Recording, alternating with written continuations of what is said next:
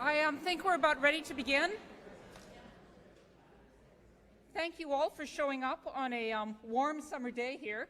I'm Rebecca Blank. I and Sheldon Danziger are the two co-directors of the National Poverty Center. Sheldon had to head back to New York for an evening reception at the Russell Sage Foundation, so he sends his regrets. But I'm delighted to see everyone here. I want to give a special welcome to two groups that are here. One are the participants in our summer 2003 census workshop, and I know you're all out there somewhere. It's a delight to have you on campus, and we're looking forward to seeing more of you for the rest of the week. I also want to particularly welcome the members of the National Advisory Board, four of them who are sitting up in this table, and a few of them who are out there in the audience, who've been here all day today giving us good advice and chatting with us about our work agenda over the year ahead. The purpose of today is basically to talk about what the open questions are and what we know and don't know on a couple of key issues with regard to poverty and policy. And we are very fortunate to have some of the nation's really top experts here to do that. On the other hand, I've also emphasized I want them to talk for only 15 minutes each, so that we have a chance for a conversation back and forth with the rest of the audience too, because I know there's some good people out in the audience. Afterwards, you are all invited to a reception. After an hour and a half in this room, you'll probably want something cold to drink. It's in the Wolverine Room, which is downstairs, one floor down, and just follow the crowd. And we've got plenty of food and things to drink, so be sure to come down. I'm just going to introduce people in the order in which they're going to speak, and we'll pop up between them and let you know who's speaking next. Greg Duncan is going to start, and I am really delighted to have Greg here for all sorts of reasons. Greg is the Edwina S. Terry Professor of Education and Social Policy at Northwestern University and was the very recent past director of the Joint Center for Poverty Research at the University of Chicago and Northwestern University. He also spent many, many years here at the University of Michigan running the PSID and publishing a whole host of research on issues relating to poverty and social policy, and it's a delight to have him back here at Michigan again. He has published extensively on a variety of issues. His current research has focused a great deal on children. He's co-editor on a book For Better and for Worse, Welfare Reform and the Well-Being of Children and Families, another book, The Consequences of Growing Up Poor, the two-volume Neighborhood Poverty. And Greg is going to speak to us about welfare reform and child well-being. Greg.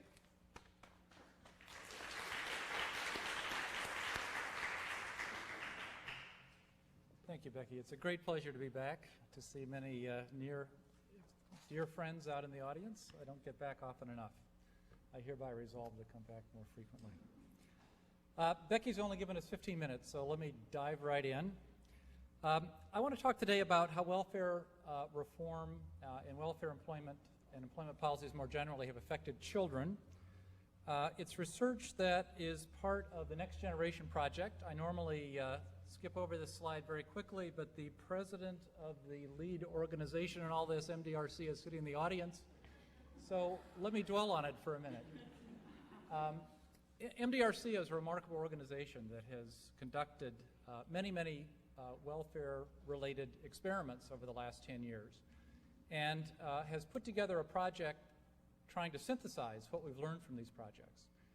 Some of the syntheses have been about what we've learned about work. The Next Generation Project is focused on what we've learned about how these welfare reform and work support policies affect children. And it's a huge cast of characters, cost of millions. It's been a lot of fun. Welfare reform pays a lot of lip service to the well-being of children. Indeed, it's an explicit goal, the well-being of children in the reauthorization. But invariably, when push comes to shove in the debates over welfare reform, it's all about mothers' employment. It's all about mothers' welfare use. So we're focused directly on child well-being, although to understand how welfare reform affects child well-being, you have to think about the stages that work through the family to ultimately affect child well-being. We'll be pooling data from various welfare experiments that collectively have over 30,000 observations on children, all of whom were part of rigorous, randomly assigned groups. It's a variety of experiments with a variety of treatments, and the idea is to try to look at overall impacts and then try to see what kinds of policies affect children of different ages for better or for worse. The model that we have, such as it is, has changes in child well-being on the right-hand side And the various welfare reform provisions on the left-hand side, work mandates and incentives, sanctions, time limits, the kinds of things that are built into states' implementation of welfare reform.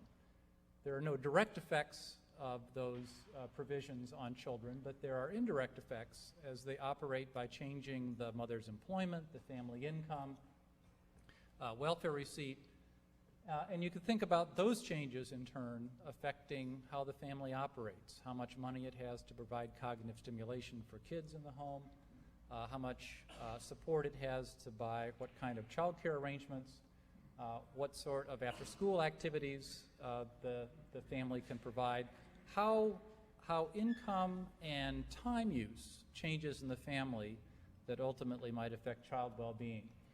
My focus is going to be on the kind of reduced form story, looking at welfare provisions on the one hand and changes in child well-being on the other.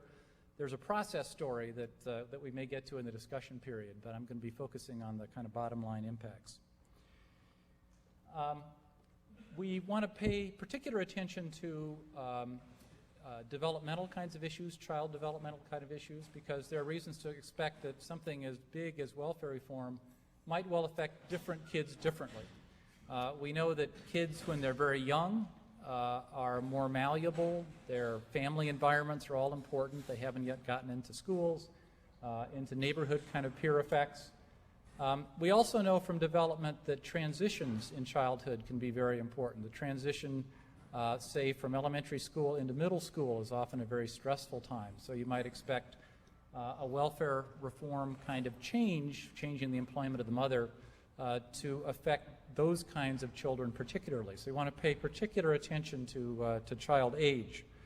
But we also want to be concerned about the fact that kids of different ages are in families that have different kind of compositions.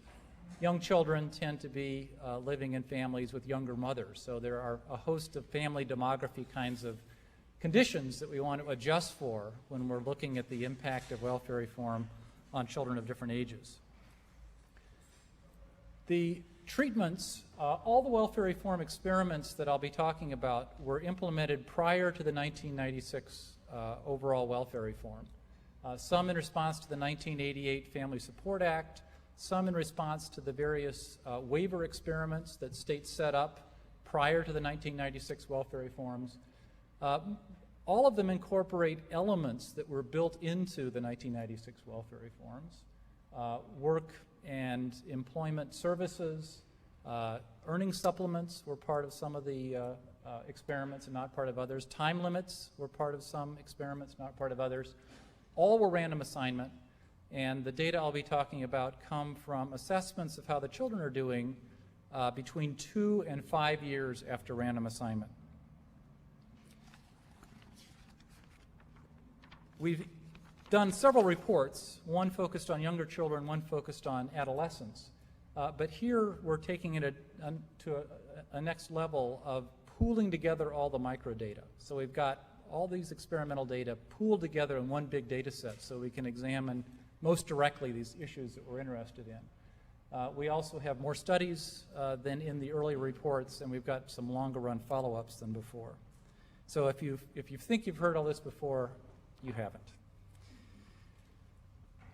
The experiments, I'll go very quickly over this, incorporate various elements of what has gone into welfare reform. There was a set of experiments that came on the heels of the 1988 Family Support Act, these so-called NEWS, National Evaluation of Welfare Work Strategies, that were in several sites.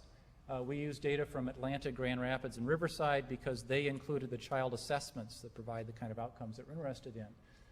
There were 3 groups in each of these experiments. There was a control group, a group to a mandated training stream, and there was a group to a mandated employment stream. In Minnesota, there was a waiver granted to Minnesota to test out its welfare reform package that ended up being very similar to the one that it implemented after the 1996 reforms. One was voluntary, one was mandatory. One mandated work, both had some earning supplements. Milwaukee New Hope was a program that was particularly generous that provided work supports of various kinds, child care, health insurance, and so forth to families that worked at least 30 hours a week. The Canadian Self-Sufficiency Program also was a very generous earning supplement paid to welfare recipients who work 30 hours a week. Finally, Florida had a waiver experiment that included a time limit, along with very modest earning supplements and mandated work. LA GAIN was a straight mandated work, and Connecticut combined earning supplements and time limits. So you don't have to remember all the specific details, but what we have in these experiments, when we pull them together, are many different elements that we can separate out to some extent to look at the impacts of these various programs on kids. You don't have to look at all these numbers either. This is the sample sizes that we're dealing with. If you just look across the very top row, that shows how many kids we have pooled together who were age 0 to 1 at the point of random assignment, 2 to 3 at the point of random assignment. These are the 2-year age groupings that we'll do in our analysis. Altogether, we've got 32,000 observations on these kids, and they're distributed across these various earning supplement and non-earning supplement programs. In some cases, in New Hope, for example, we had both a 2-year follow-up and a 5-year follow-up. So we're pooling all the data that we can to try to get the broadest possible look at the effect of the type of program, but also we have some length of follow-up kind of variation that we can take advantage of. The methods are very straightforward. We've got random assignment data. Our dependent variable of primary interest is some kind of achievement report or score. Sometimes they came from a parent, sometimes they came from a test score, sometimes they came from a teacher.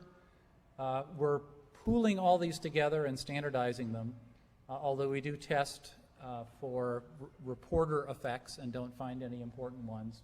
We'll also be looking as dependent variables at earnings and income to try to talk about a little bit of the process story.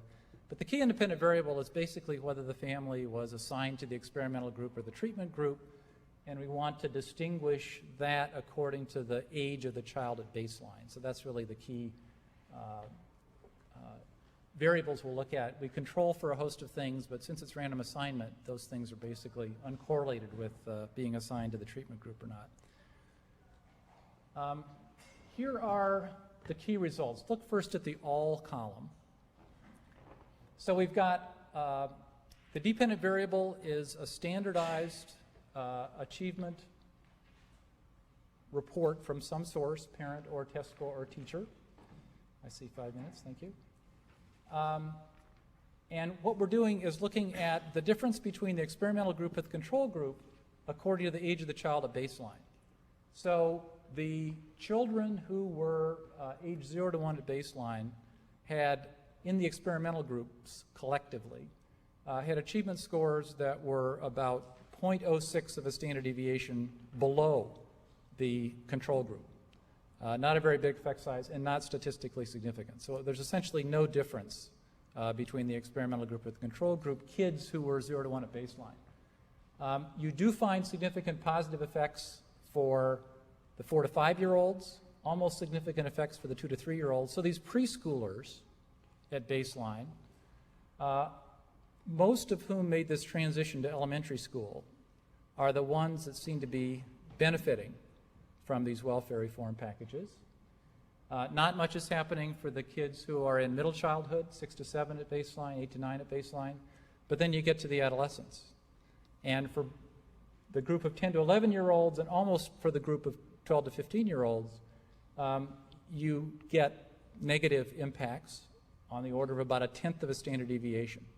Right? So here, at the same time that younger kids seem to be helped by these packages, these treatments taken together, the adolescents seem to be doing worse. We did a great deal of searching around to try to find elements of the work and welfare packages that seemed to make a difference in distinguishing which kids did well and which kids didn't. It wasn't so much time limits. What did distinguish it was whether the program had some kind of earning supplement. So the collection of programs, a subset of programs that had earning supplements, tended to have even more positive impacts for the younger kids, the 0.067 and 0.112, But they also, even though they had these earnings supplements, tended to have negative impacts on adolescents. So that wasn't avoided by the earnings supplements. For other programs, there wasn't much action at all. There were particularly negative effects for the 12 to 15-year-olds, and almost significant effects, we're trying to nail this down, for the very youngest children. There's some non-experimental research that seems to show that maternal employment in low-income families for very young kids can have negative effects, although for the most part, there are neither significant positive nor negative impacts from that general literature. But for the most part, these non-earning supplement programs did not have significant impacts except for adolescents, but the earning supplements are the ones where the positive impacts took place. We did many attempts to try to see to what extent these child impacts were really family demography, and they weren't. All this held up when we did all sorts of interactions. We did various kinds of methodological steps to try to show that these effects were robust, and in fact they were. So, let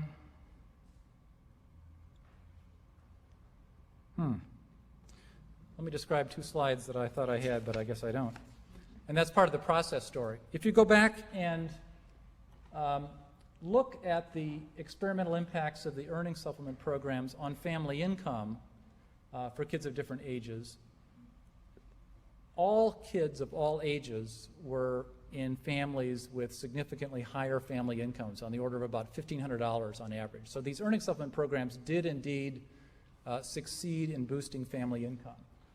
The non-earning supplement programs, none of them had significant impacts on family income.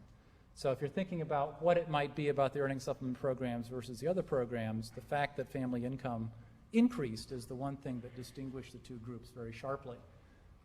If you look at the earnings of the 2 sets of families, they didn't differ significantly between. All the programs essentially boosted earnings, but only the earning supplement programs boosted family income. There's some other family process results, but this is kind of the main reason why it appears that younger children seem to benefit from these programs. So in summary, these results seem to show that welfare reforms can affect children positively in certain cases when the programs have positive effects on income. Child age matters.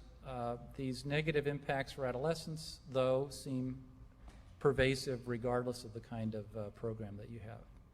Thank you.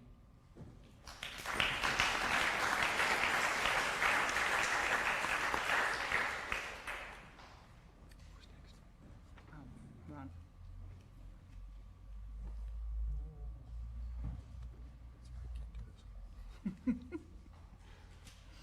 Got to work on those physical dexterity things. Exactly.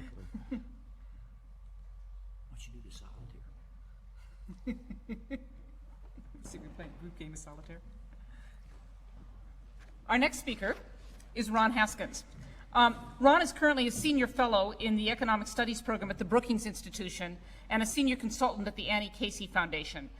For much of the last several years, Ron has served as a senior advisor to the President for Welfare Policy at the White House. And previous to going to the Brookings Institution, he spent 14 years on the staff of the House Ways and Means Human Resources Subcommittee, first as the Welfare Counsel to the Republican staff, and then as the subcommittee staff director. In that role, Ron was actually the main initiator and editor of a book that I refer to as the Bible. It's known as the Green Book, which is a very large compilation of all the information you ever wanted to know about anti-poverty social policy programs relating to healthcare, poverty, and unemployment. And it's an absolutely invaluable resource for those of us out here in the research field. Dr. Haskins holds a PhD in developmental psychology from Chapel Hill and taught at the University of North Carolina at Chapel Hill for a number of years and has co-edited several books, including the excellent book, The New World of Welfare. Ron.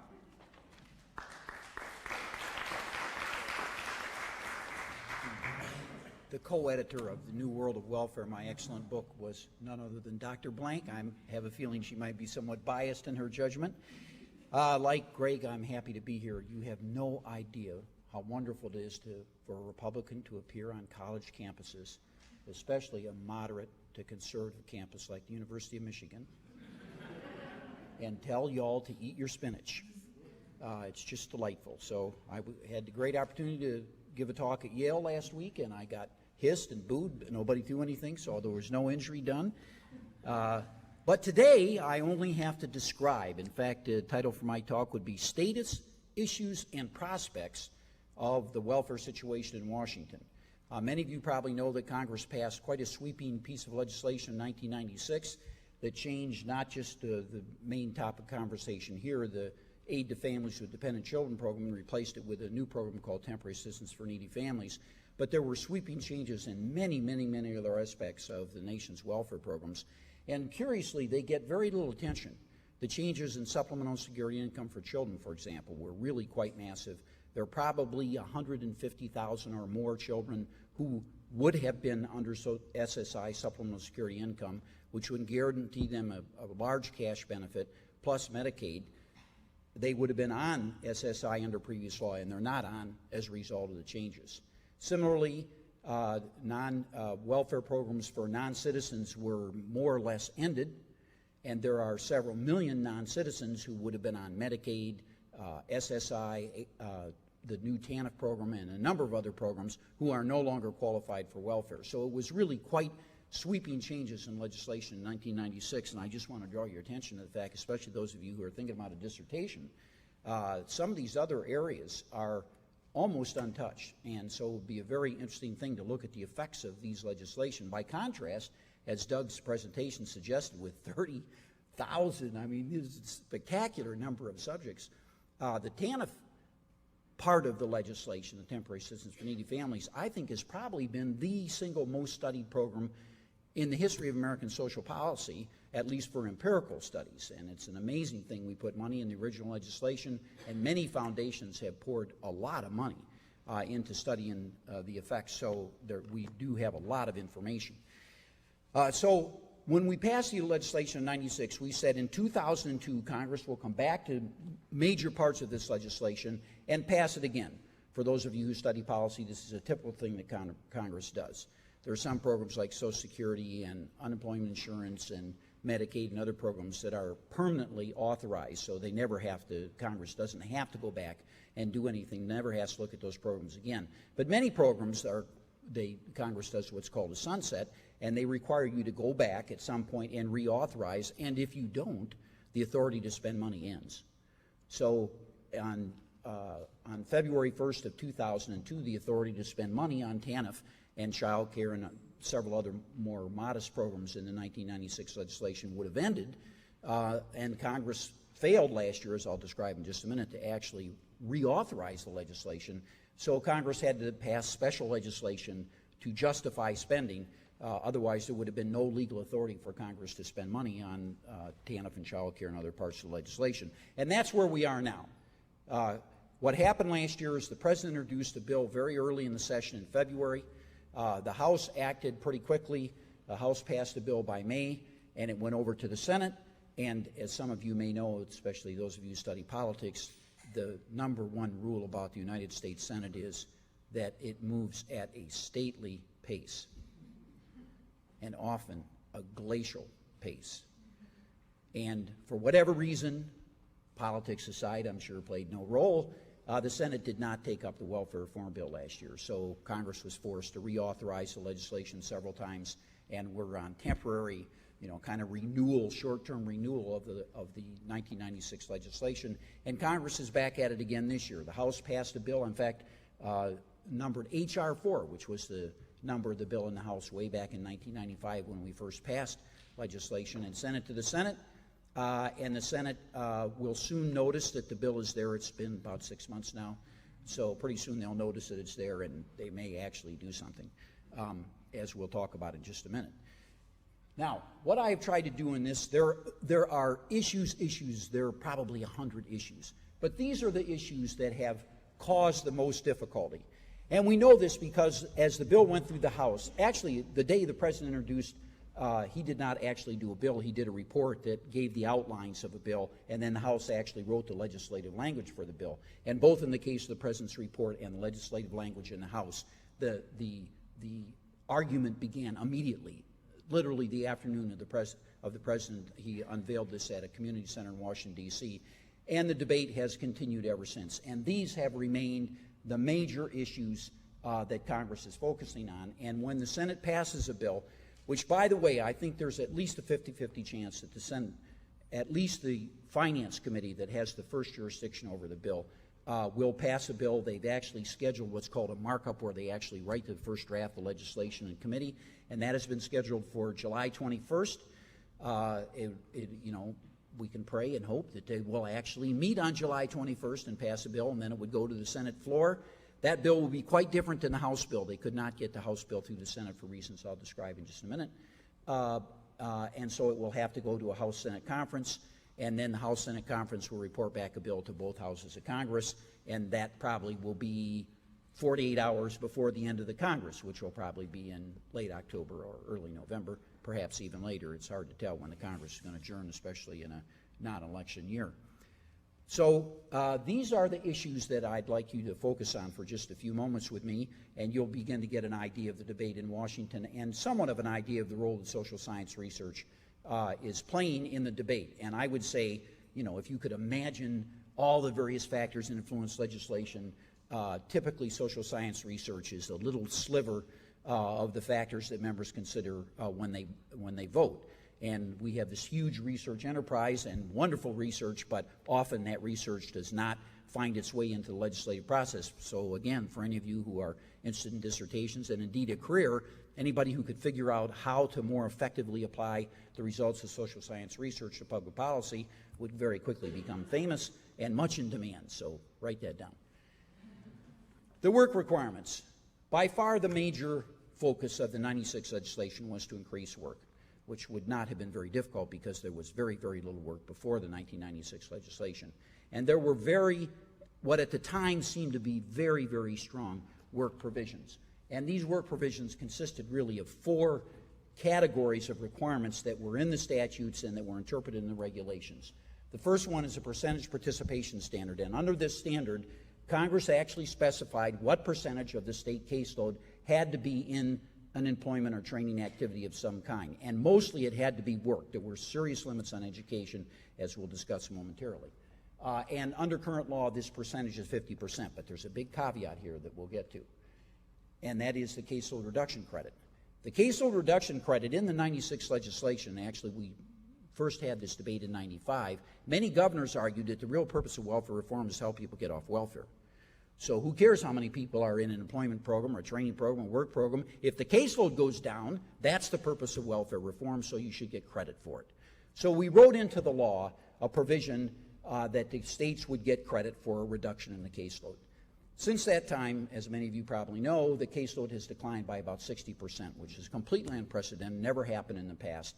And as a result of that, these very tough requirements in the 96 legislation that caused no end of serious, really people yelling and screaming and having a fit. And as it turned out, in most states, there is no work requirement, believe it or not, with this very tough 96 legislation. And the reason is that the requirement's 50%. The caseload in most states has declined 50% or more, and you subtract percentage point for percentage point, so 0 is the work requirement. And indeed, in the average state, even now, 2 years into recession, the average work requirement across the states is around 5 or 6%, and more than half the states at 0. So the caseload reduction credit, something has to happen with the caseload reduction credit, or the bill will not make it through Congress. Ours is also a huge issue, and I would say this probably has gotten the most attention. The president amazed everybody by putting a bill, by suggesting that the bill should require 40 hours of work. Current law is 30, in most cases, some cases 20, and 40 is a huge leap. And Democrats and liberals in general, and even some moderate Republicans, and many, many people in the state, regardless of their party, including your former governor, Governor Engler, who made this argument very effectively to the president on more than one occasion, say this is a waste of our precious money. We should not be spending our money getting people on the caseload to work 40 hours a week.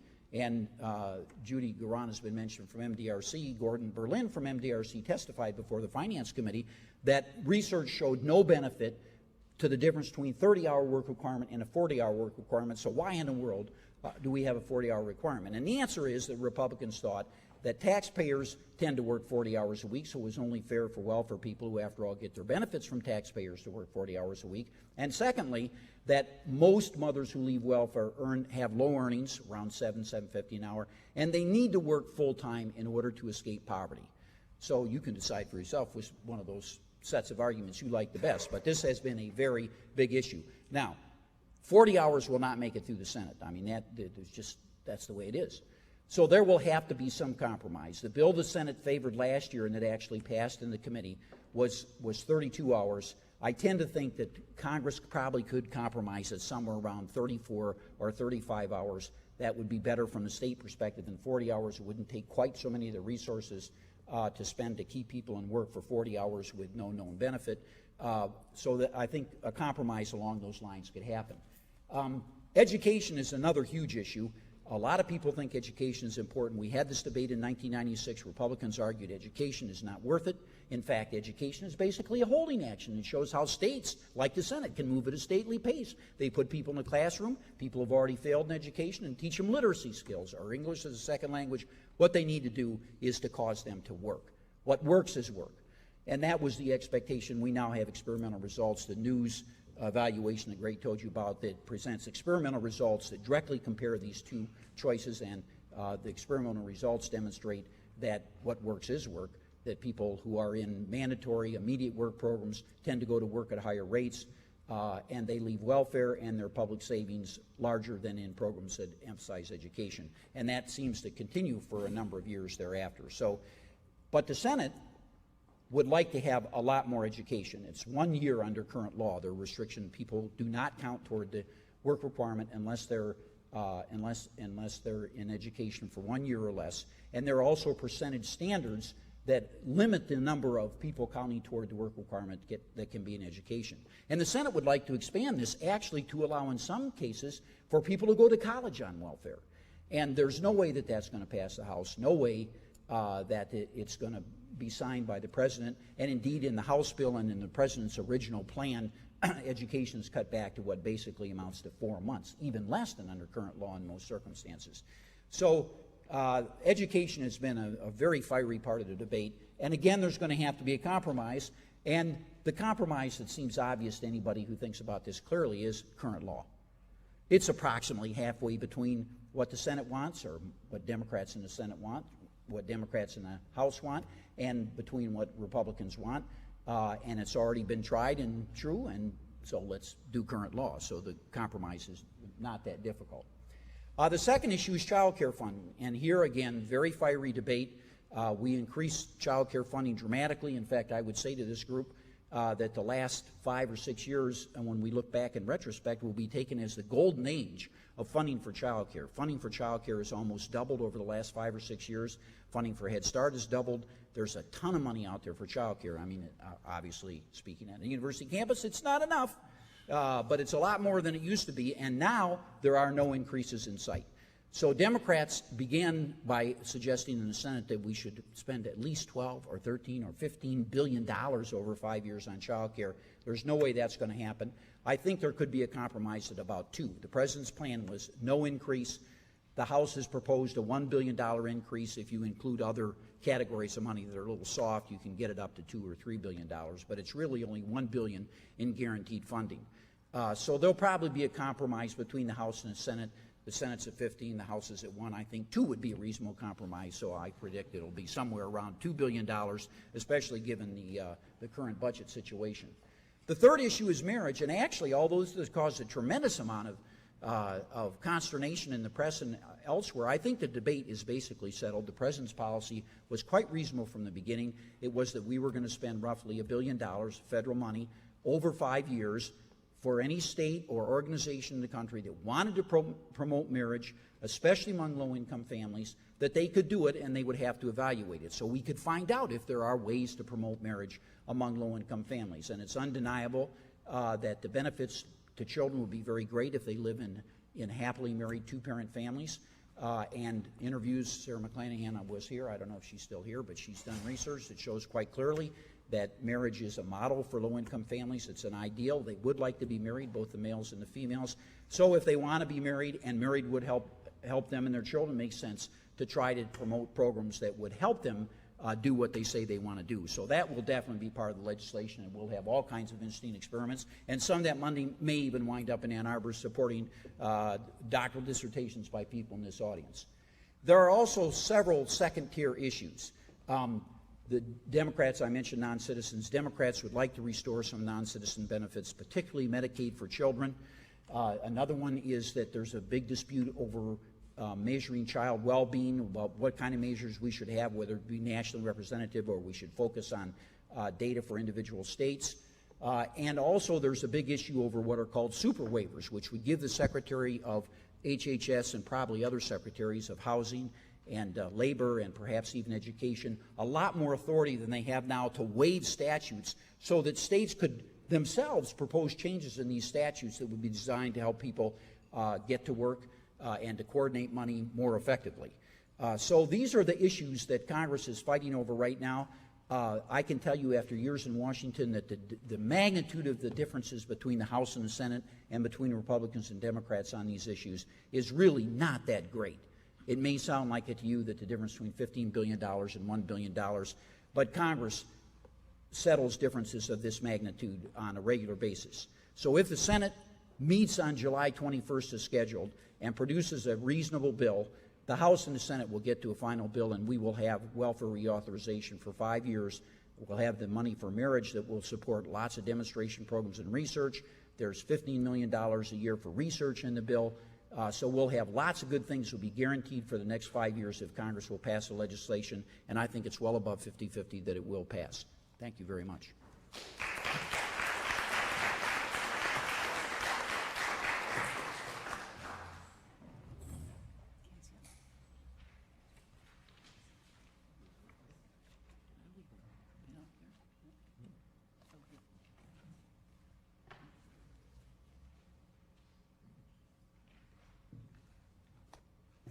Our next speaker is Maria Cancian.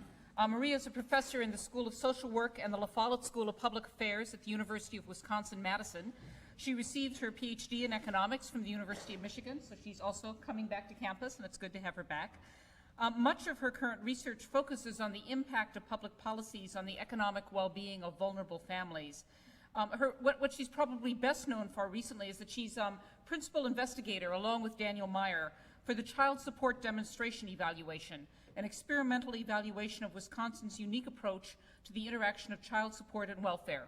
In other work, she's investigating the income and well-being of women affected by recent welfare reforms, and she's going to talk about welfare and child support. Maria.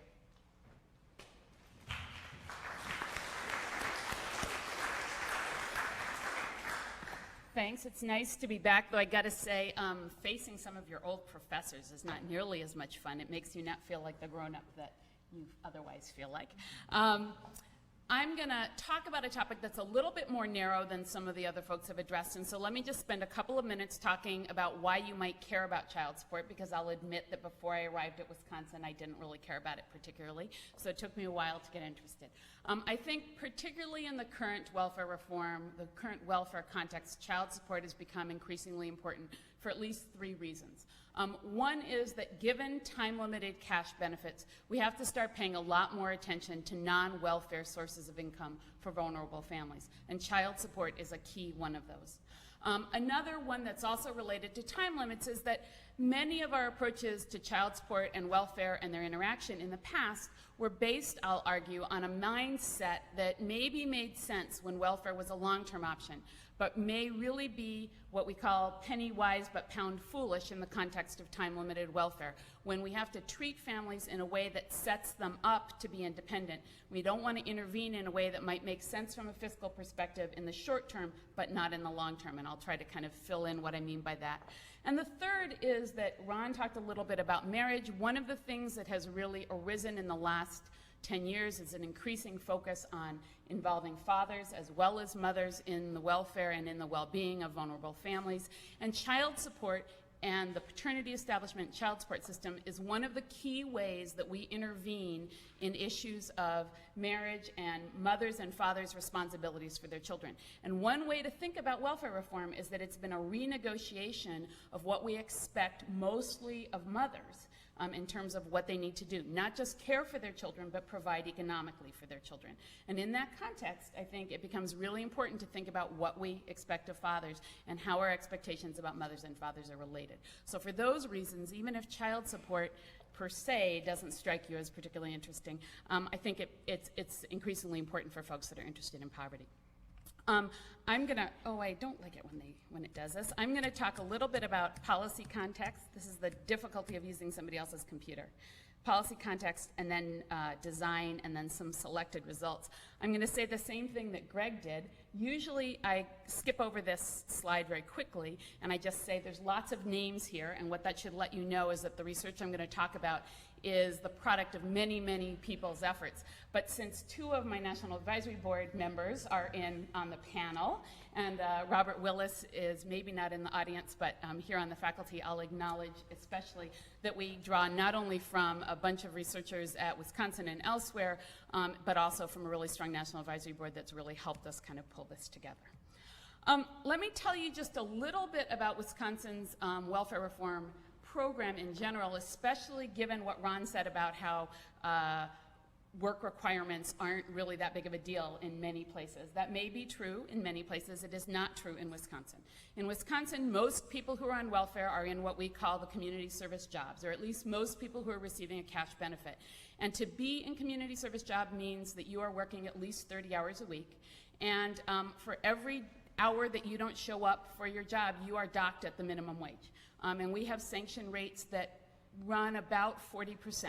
So many people don't show up, and when they don't show up, they get a smaller check at the end of the month. W-2 in general is designed to mirror entry-level or low-wage employment. So one of the things that the designers of W-2 did is they talked about, and notice the program, W-2 is short for Wisconsin Works, but also W-2 form, like you fill out when you get a job. The W-2 program was really designed to mirror the world of work, and so there are a number of components that do that. One is that you get a 12-week exemption for childbirth. So mothers with children over 12 weeks are expected to meet the same participation requirements as anybody else, and that argument is that in the private sector you have Family and Medical Leave Act that guarantees you 12 weeks kind of off of work, and that the standard should be the same in a welfare context. The first check in W-2 is designed to follow work. Caseworkers have been known to fudge start dates a little bit to make sure that a desperate family doesn't have to wait a full month to get a check. But in general, you get your paycheck at the end of the month, and that paycheck reflects how many hours you showed up in your community service job in the previous month. You get less pay for less work. Payments don't vary with family size. As some of the designers said, if you work at McDonald's and you have another baby, your boss doesn't give you a raise. A flip side of all of these things, and these components are sometimes characterized as pretty harsh, is that if you get a check of child support from generally the father of your children, I'll use gendered language here, mother and father, though it's not always that way. If the father of your child pays child support, your welfare benefits don't decline. Because if you work at McDonald's and the father of your child pays child support, your employer does not say, oh, you're getting child support, I don't have to pay you so much. So similarly, W-2, which is designed to mirror a low-wage job, says if you get child support, you get to keep all of your paycheck, all of your welfare check in addition to your child support. So people often say that they're surprised that Wisconsin has such a generous focus on child support when we're not known as kind of the program as a whole as being generous, but I think it's quite consistent with the overall approach of the program. Just to kind of give you some context on child support, let me just go over what the basic way that child support is dealt with in most welfare programs. One strategy is that government can keep all the child support that's paid on behalf of a family. And the logic there basically is government is stepping in to provide for children in the absence of their parents having sufficient resources. To the extent that a father pays child support, that mother has the resources that she needs, and so the state can withdraw their commitment. So in most state TANF plans, every dollar that a mother receives in child support is $1 less that she will receive in welfare. Okay? She may receive 2 separate checks or 1 check, but it's a dollar for dollar loss in welfare benefits. Now, prior to the 1996 welfare reform, there was what was called a $50 pass-through and disregard, which meant that the first $50 of child support that was paid to a mother, she got to keep, and it was disregarded in the calculation of her welfare benefits. And the logic here was that that would create an incentive for fathers to pay child support and for mothers to cooperate in establishing paternity and in seeking a child support order and in finding the father and doing all those things, because she'd get to keep the first $50. About a third of states, every year it drops. I think we're down to 12 now, states that still pass through about $50 a month. Most states don't pass through and disregard any amount of child support. Unique to Wisconsin is a policy that 100% of child support, current child support, is passed through and disregarded in the calculation of welfare benefits. So in Wisconsin, your child support benefits don't affect how much your welfare check is. So that's what that's what our evaluation is designed to understand the effects of. I'm going to talk about phase 1 of the child support project, and if I have time, I'll tell you a little bit about what we're doing now. The project involved extensive process and implementation analysis, which I won't talk about, an experimental analysis where cases were randomly assigned to different child support policies, and phase 1, which I'm going to talk about today, was mostly cases that entered the welfare system in the first year after TANF implementation. And then we did a series of non-experimental analyses, which I won't get to today. Our design was an experimental group, which was actually most of the folks in the state. We received 100% of their child support. Can't be. A control group received $50 or 41% of child support, whichever was more. And this was done so that the state could argue that everybody in Wisconsin was getting at least as much child support as they would in the absence of the experiment, because this is what the state could do without federal permission. So this was a political compromise. It was a nice thing for us sleeping well at night, because it meant nobody was getting less child support than they would have in the absence of our research project. But it wasn't a particularly great from a kind of experimental result. It's a little hard to explain to caseworkers, let alone to clients. You'll either get $50 or 41%, whichever is more in any given month. We're going to add it all up at the end of the month. We'll make this calculation.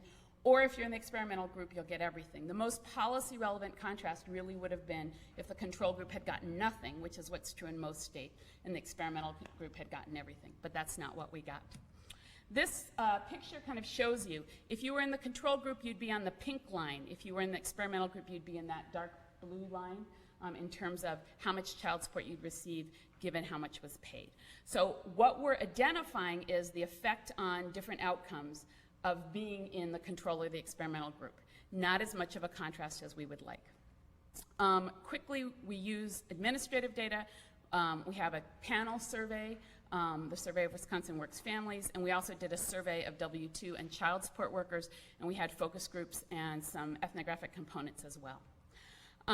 The treatment was the change in child support. The main areas we were looking for impacts were paternity establishment and child support orders and the amount of child support paid and received. We were also interested in a set of secondary outcomes, which I won't have time to tell you about. The bottom line, direct effects, mothers in the experimental group did receive more child support than those in the control group. The effects calculated in the most appropriate way, which is over everybody, whether they received a cash benefit or not, and people were only subject to differential treatment if they were in a cash benefit tier, whether they had a child support order or not, the effects were small, statistically significant but small.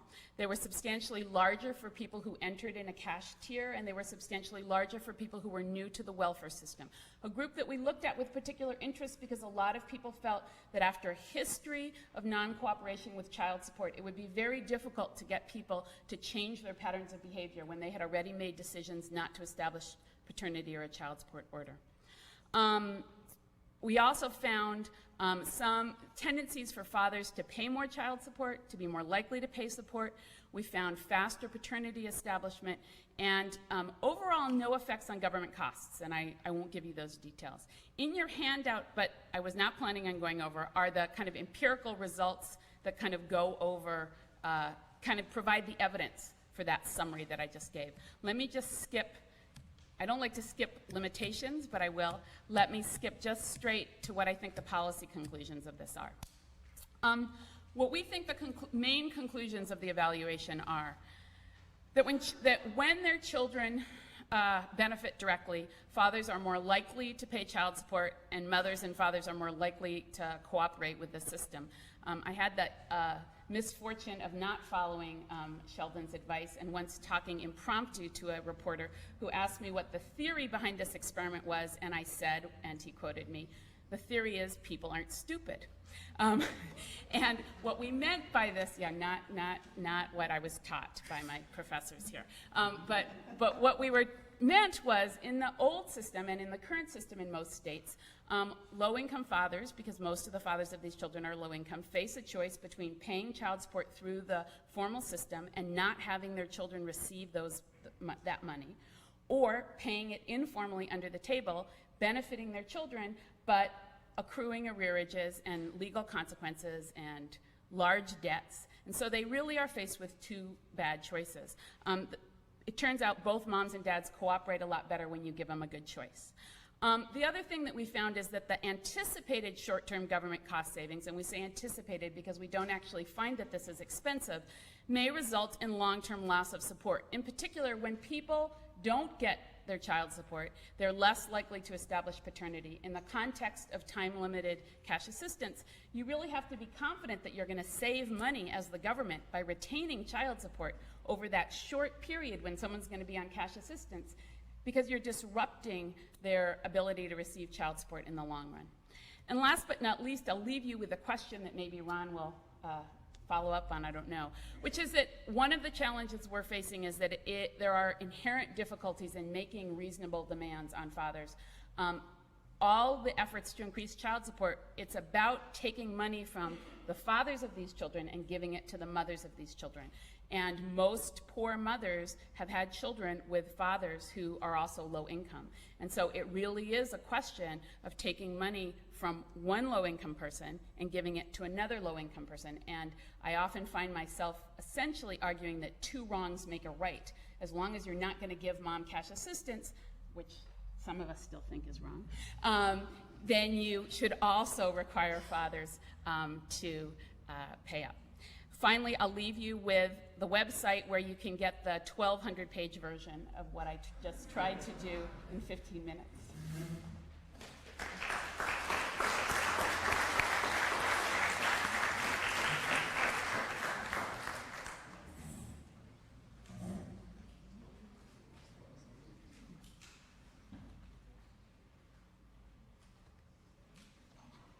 Our last speaker, the second Ron, is Ronald Mincy.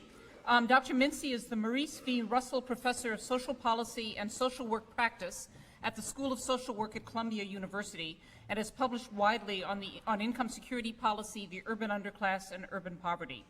Prior to joining the Columbia faculty, Dr. Mincy was Senior Program Officer in the Ford Foundation's Program in Human Development and Reproductive Health, where he developed the Strengthening Fragile Families Initiative, a Ford Foundation grant-making initiative working with state, federal, and local human services agencies to reform income security policies in ways that will hopefully enable low-income mothers and fathers to provide all sorts of support, emotional, financial, and developmental support to their children receiving welfare.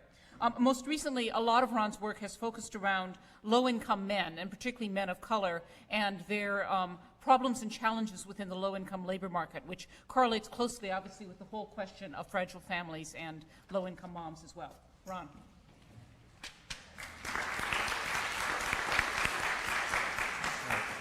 Good afternoon. It's good to be in a place where there's sun. There's no sun in New York, although there may be some today.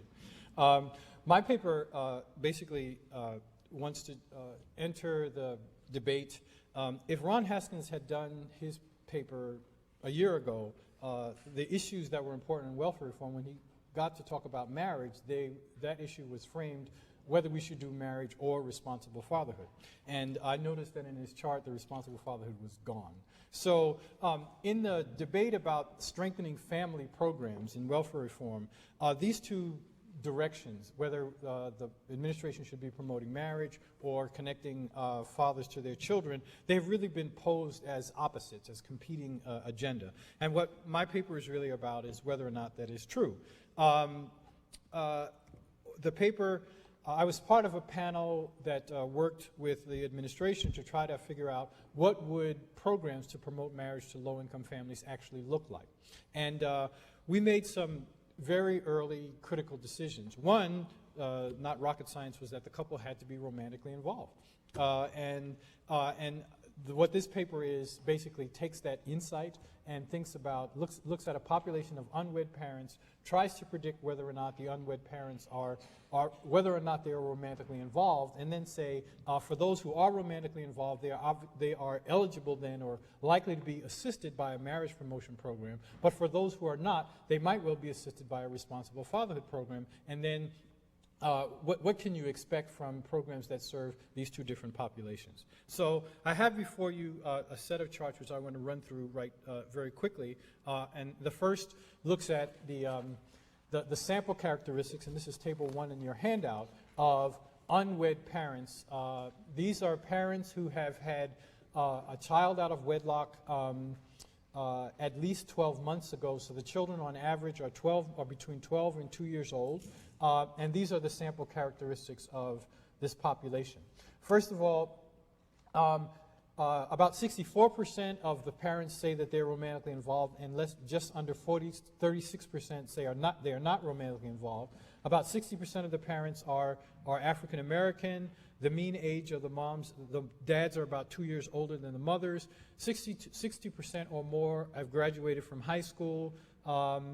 What's interesting about this sample is the Fragile Families and Child Wellbeing Survey is often framed as a survey of low-income parents because people are making connections between unwed births on the one hand and low income on the other, or disadvantaged parents, but 77% of the fathers in this sample are employed, and 77% is a little high of the employment to population ratio of men between, say, 20 and 34 in the late 1990s. So not all these men are disadvantaged. Another sort of important statistic coming out of this is that 43% of the mothers and 42% of the fathers what brings parents into this sample is that they have had an unwed birth in the last 12 months. Well, 40% of the sample actually had a previous birth by another parent. So many unwed parents actually have children by other parents, which complicates what a marriage promotion agenda might look like.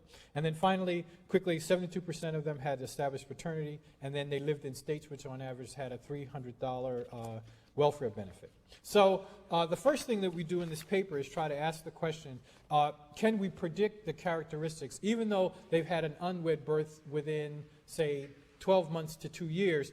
Not all of these parents are romantically involved, and indeed 40% or just under 40% are not. And so we tried to look at the characteristics of parents who said they were romantically involved and those who are not. This is actually a logistic regression that predicts non-romantic involvement. So what I'm trying to do here is to figure out which parents in this population might actually be eligible for or helped by a responsible fatherhood program and not assisted by a marriage promotion program. And quickly, if I were speaking to an audience of practitioners, basically there are a couple of things that seem not to matter when we're focusing on parents who had an unwed birth and you're trying to figure out whether they should go to marriage promotion or responsible fatherhood. First, the age of the mother doesn't matter, the education of the mother or father, the employment status of the mother or father seems not to matter for whether or not they are romantically involved.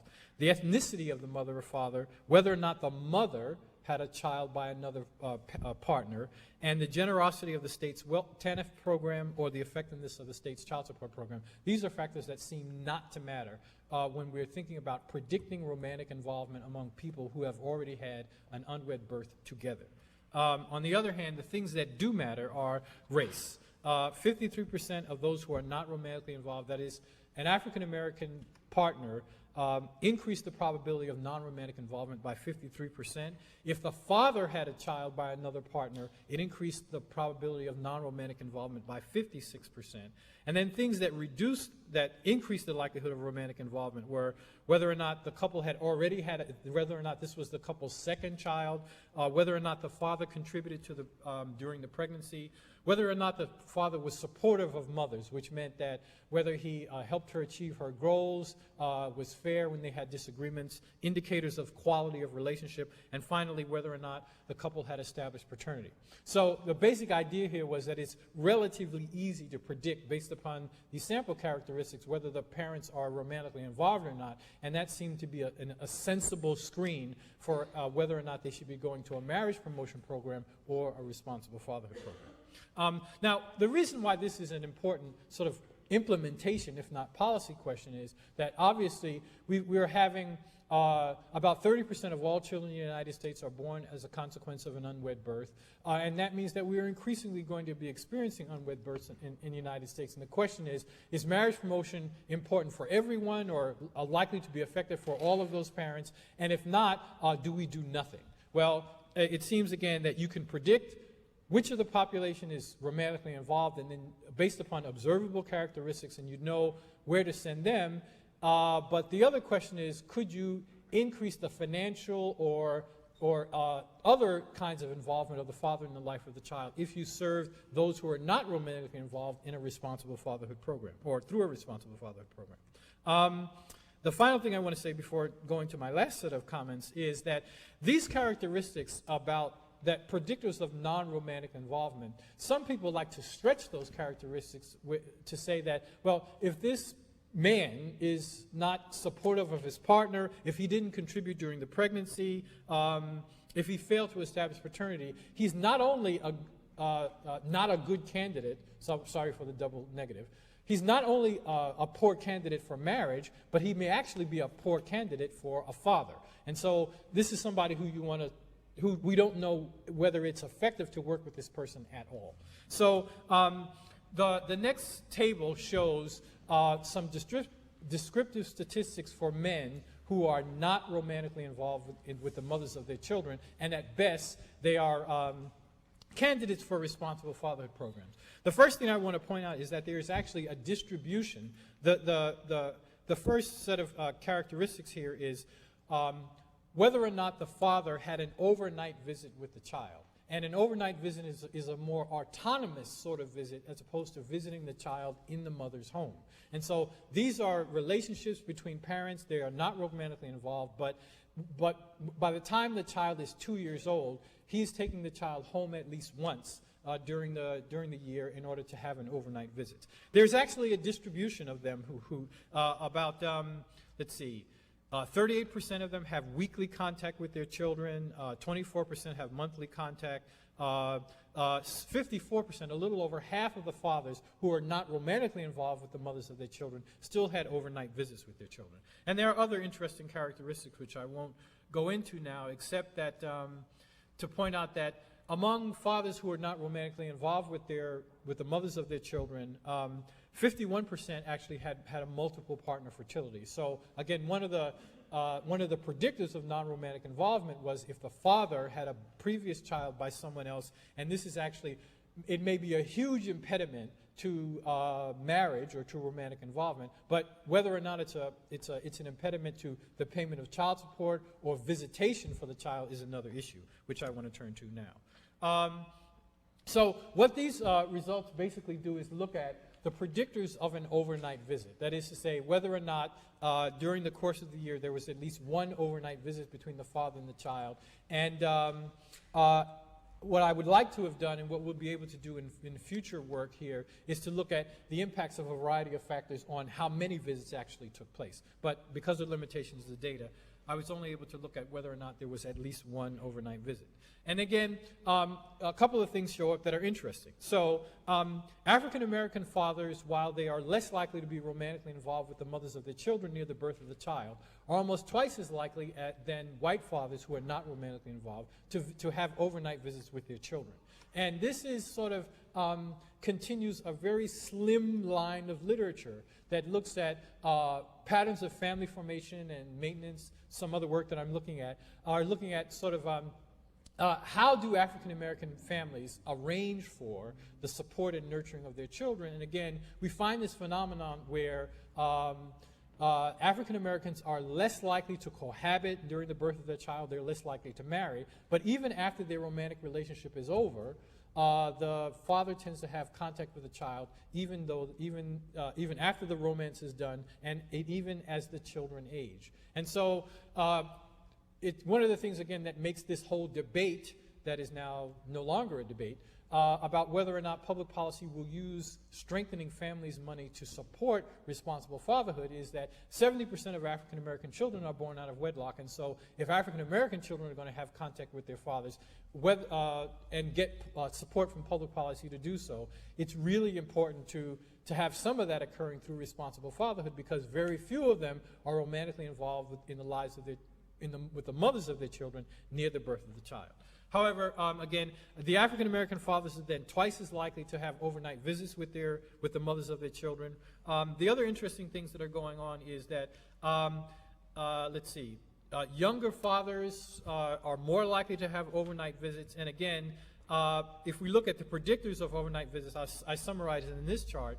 Again, teen fathers versus fathers in their 20s to 29-year-olds are over 200% more likely to have overnight visits with their children. The mother's preferences with respect to father involvement are very, very important. Mothers who prefer the fathers to have weekly contact, those children have a 200% higher probability of having overnight visits than mothers who want no contact. And then mothers who prefer monthly contact have an increase of 220% higher probability of having contact with their fathers than those children whose mothers want no visits at all. And again, in the practice field, in the area where programs work with young fathers, one of the things that they're definitely learning is that it's important to engage the mother of the child in the intervention. Otherwise, the gatekeeper function that she serves to exclude him from the life of the child. And increasingly, responsible fatherhood programs are reaching out to moms, trying to encourage them to participate in the process, and these results say that that's a very sensible thing to do. Finally, the factors that decrease the likelihood of overnight visits are when the father is older, whether the father has a multiple partner fertility. And so, again, the debate around welfare reform actually had three interventions or three strategies competing against one another, whether this additional money should go for marriage promotion, whether it should go for teenage pregnancy prevention, or whether it should go to responsible fatherhood. One of the things that these results suggest to me, at least, is that it is very important though we've made progress in reducing the number of teen births, and it is still a question of whether or not we're making progress in decreasing the number of births to young adults, because a previous birth compromises both the marriage prospects of young men and young women, but young men, and it also decreases the likelihood that young men will be able to visit their children that they've had with a new partner. Finally, if the father is involved in a new relationship with a new mom, that decreases the probability of overnight visits, and then the baseline relationship between the mother and father also decreases the likelihood of an overnight visit. So to summarize what these results suggest to me is, first of all, that the healthy marriage agenda and the responsible fatherhood agenda should never have been wedge issues, that they are not necessarily competing agenda, because they are agenda that really are going to serve two different populations. We have lots of parents who have children who are born out of wedlock, but for many of them, the romance is done. The issue is no longer whether or not we're going to get the couple together and whether there's a prospect for increasing marriage rates, but instead, the question arises as to whether or not the child is going to have the benefit of the support from both of their biological parents. And these results suggest that there are ways to screen for the likelihood of the effectiveness of marriage promotion and screen for responsible fatherhood. And a man who looks like he would be a poor romantic partner or a poor marriage partner may still end up being a responsible father. I guess that's all I have to say. And although again, there is much discussion about the marriage promotion programs. There is some money left in the administration's proposal in the Senate bill to do responsible fatherhood. And what I hope is that there will be, some distribution of those resources, and then we'll continue to learn and improve in order to increase the likelihood that children have contact with both of their biological parents. Thanks.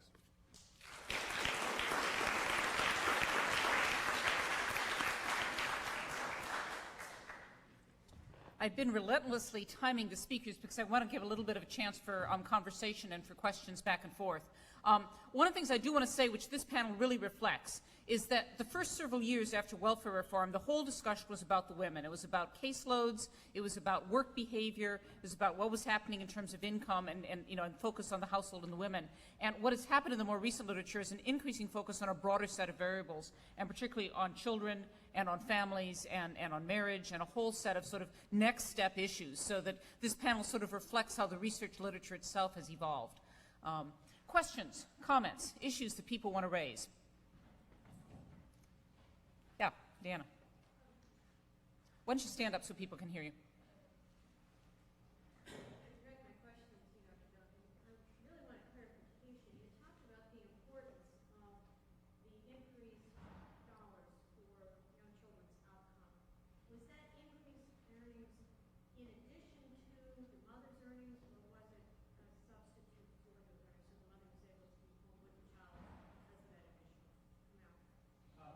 Very much the combination of work and higher family income.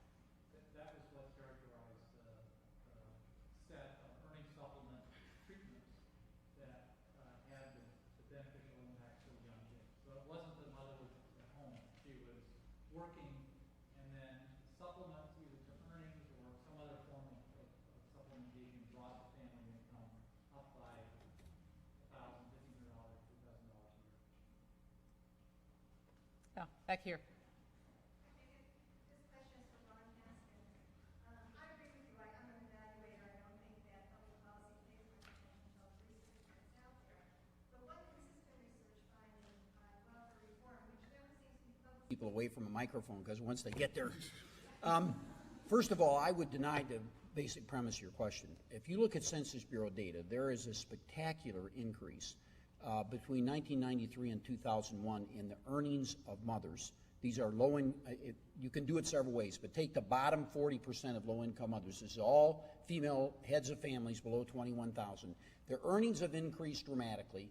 Their welfare income has decreased dramatically, and on average, they're around 20% better off as a group. Now, there's a group at the bottom that's worse off. So it is not, and a recent paper in Science showed that moms that left welfare and went to work had income increases that averaged $10,000. And child poverty, especially child poverty among single-parent families, is the lowest it has ever been.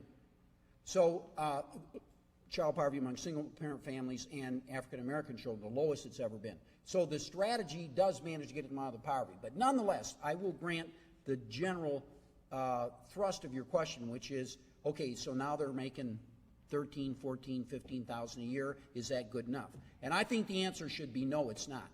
But let me tell you two things. First, we are subsidizing to the tune of, I would say, easily $80 billion through the Earned Income Tax Credit, through Medicaid, through the Child Tax Credit, and through child care, all of which have expanded dramatically since roughly 1985. So we have created a system, and when I say we, I mean Congress and the presidents that have been in office for the last 20 years, or last 15 years, have made a system that is much friendlier to low-income working both couples and single mothers. So we've done a lot of what you want to do more of. And the last point, of course, is that it has not been very much a part of the debate, and unfortunately that is true.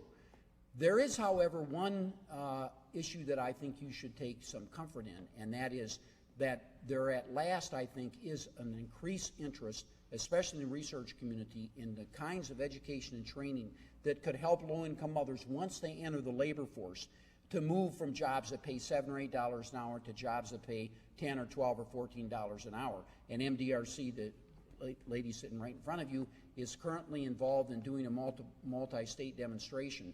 And I think we will have more and more research like this, and hopefully, if the research shows that we can have effective strategies, that in the long run, Congress will come back to this and provide more money. But the states have money that they could do this on their own. Yeah, here. Yeah. Just to follow up on that, I just know that I was in Dallas and evaluating some programs that were trying to implement mothers or women back to work, and that they have such a terrible, terrible time in, choosing them, and they're actually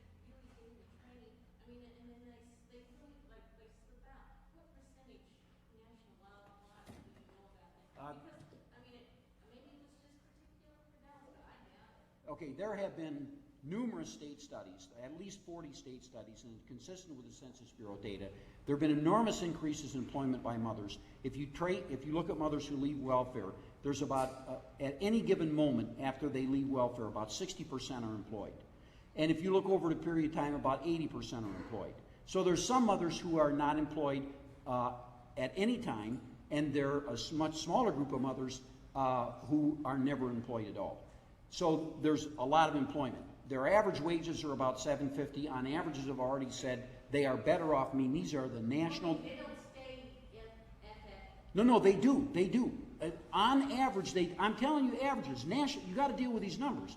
On national averages, the mothers are better off, and child poverty has declined specifically because of the income of mothers. That's not to deny that there is a problem with mothers leaving the workforce and getting another job and in and out and so forth, just like there's a problem with moms starting at $7 an hour or $8 an hour, and you come back a year later and they're making $7.10. They're not making much progress. So there are problems with it, but on average, the approach works much better than just welfare.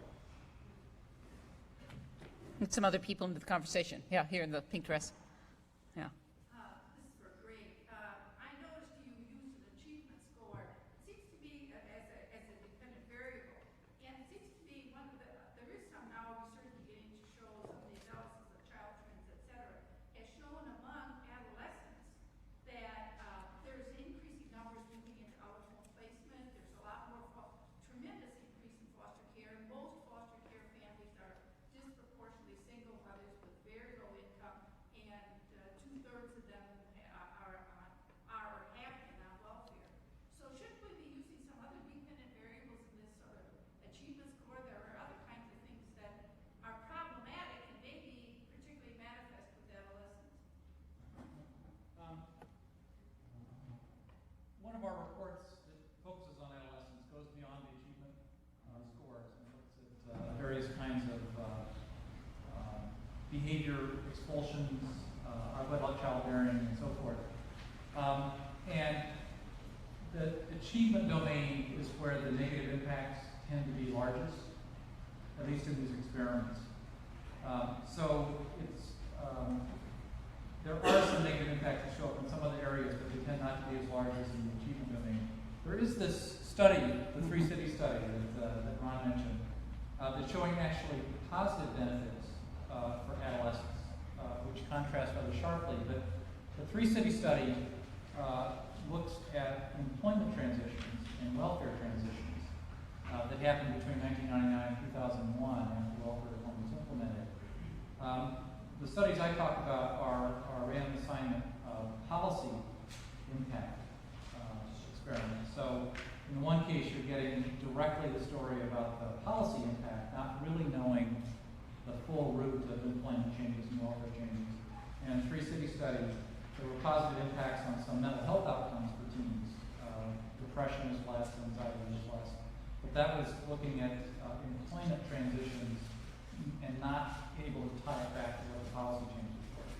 So that was adding to your question, but I think the experiments at least aren't showing the really negative outcomes going beyond the achievement kind of measures. Yeah, question back here.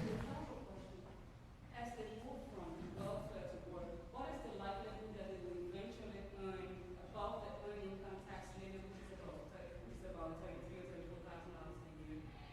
And what is being done to ensure that they will eventually earn that, especially if the work requirement is moved to 70% right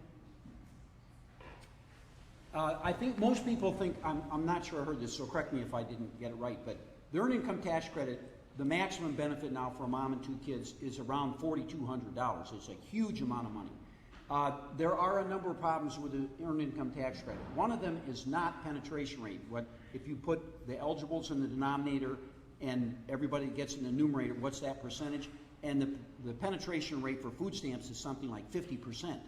But for EITC, it's on the order of 85%. So really, we've done a good job of advertising EITC, and probably that's because it's so much money. The problems with EITC, though, are that there's a lot let me not say fraud, let me say there's a lot of payment and error. And Congress and the Bush administration are very concerned about this. And for those of you who are interested in this issue, I think this is a potentially huge problem. There's going to be an experiment this year that the IRS is doing. There are going to be 45,000 families that are going to be selected from around the country, and they are going to have to do what is called pre-registration, which means they're going to have to submit all kinds of evidence about their income and that they in fact are the parent of the child and so forth. And from every program that we've ever run, it is very clear the more you make people give documents and show that they are actually eligible, the more that penetration rate goes down. At the level of 45,000 won't be much of a problem, but if IRS expands it and it goes nationwide, then I think that the penetration rate of the EITC will go down quite a bit. I would not be surprised to see it go down 10 or 15 percentage points if we have a nationwide program like that. It'll make the EITC much more administratively difficult. It's already a problem. It'll be even more of a problem. So what I'm worried about is whether the movement from welfare to work will eventually carry them to income levels above the maximum for EITC. I mean, Well, since that's about over $30,000, that would be a magnificent outcome if these mothers could move to $30,000. So I mean, I would be less concerned about that. If they could make it to 30,000, boy, that based on earnings, that would be spectacular. I think, in my mind, this illustrates a big misthink about the whole welfare reform and what we were trying to do and what we did. You know, the earned income tax credit works in the context of a labor market. Although there are other low-wage workers out there. So whether or not, I mean, some of our thinking in terms of evaluating welfare has the following theory. Take a person who was on AFDC prior to 1996 and follow them and see what happens. But there are a whole lot of other people out there who are low-wage workers who never were on welfare, and they are now, but what's really happened is the welfare population has become part of the same non-system that has served these other people forever. And so, you know, whether or not a welfare recipient is going to make more than $35,000 has something to do with competition in the labor market and how many other low-wage workers there are out there. I don't know that that your objective would be the right kind of way to evaluate that, understanding that there are other low-wage workers out there. And do we really expect in a market that's competitive, if there were lots of opportunities for low-wage workers, that having former welfare recipients above $30,000 would be a good thing in terms of what the opportunities were for other workers? Mm-hmm. I'm going to take one last question, and then we need to close. Right here. I'm not sure who would answer this, but I have 100 questions. I'll limit it to one. At this point, between 2000 and 2002, and more in the recent quarters, we've seen the number of people re-entering welfare. In many states, welfare caseloads have gone up, and the labor market is, jobless recovery or recessionary, and there isn't that sort of economic wind that's lending itself to have people enter the workforce. And why is that not really at the center of the debate right now for welfare reauthorization? Because it's not the same labor market that existed in '96. You said it well. Well, again, I deny the premise of the question. First of all, welfare has gone up slightly in some states, but the most recent data on what you see is a huge decline and level off. So for the nation at least, the increases are very slight. Secondly, the data on employment of low-income mothers and especially never-married mothers is really spectacular. We now have the 2002 data, and it shows very clearly that relative to historical levels, the percentage of never-married and of all single moms employed is the highest it has ever been. It actually increased in 2002 after a slight but non-significant decline in 2001. And the unemployment rate also declined in 2002, and relative to historical levels, it's less than half what it was in the 1980s. So this is altogether a very wonderful story, and the idea that this jobless recovery apparently is affecting low-income families less than middle-class families. I think that needs a lot more work, but we had a little discussion about that today, and the raw data certainly does support that conclusion. However, Ron, you want to say something about the men? But the abysmal part of this wonderful story is that even during the boom, the low-income men who are the fathers of those kids, their employment rates did nothing. And if they were African American, their employment rates actually declined. So the real paradox in terms of what's going on in the policy discussion is, how is it possible that during actually a 20-year boom, you had very little advantage in employment population ratios of low-skilled men. We are going into a recession, or we're in a recession. The economy is a very different one. One suspects that their employment prospects haven't improved, and yet the primary issue that we're talking about in welfare reform is marriage for low-income people. It just doesn't add up. So that's a These are debates that are going to continue, I promise you. I want to invite all of you to join us downstairs for a reception in the Wolverine Room, and someone who knows where it is should lead the way. And join me one last time for thanking the panel.